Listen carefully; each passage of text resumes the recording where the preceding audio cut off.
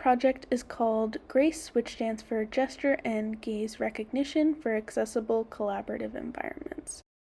It involves collecting hand and eye tracking data to help sighted and blind and low vision collaborators work together effectively. We're going to start with the eye tracker. So the first step is to calibrate the eye tracker. We can use the Tobii Pro Manager for this. This is a standard calibration. The user will look at each dot and then we'll see where the eye tracker estimates their gaze at the end. This calibration looks good, so let's take a closer look at our data. We can use the gaze visualizer to get an idea of how accurate our data is. We can also see the eye images in the top right corner. Let's try running the eye tracking script.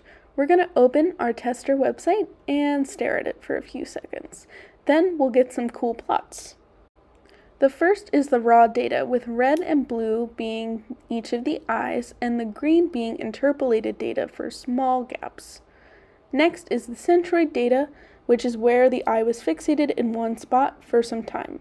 These are the average position, but we can see all the points that go into that average in the convex hulls. The convex hulls show all of the individual points that make up a particular centroid. Next, we can see that the data can be transmitted back to the demo website and highlight our gaze data live.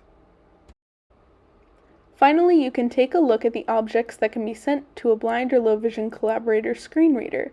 They can use this to take them right to that spot or have their screen reader read it automatically. The information is exactly the spot we were looking. Next up, we have hand gesture recognition.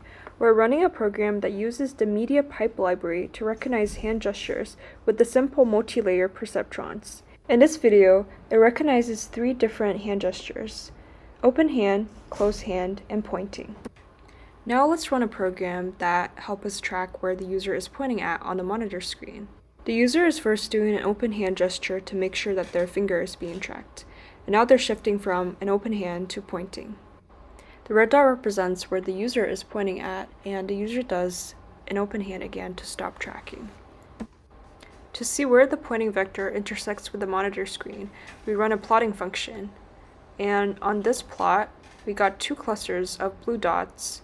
The cluster on the right accurately reflects where the user was pointing at, while the fact that we got 2 clusters indicates that there might be slight movements of the user's pointing finger.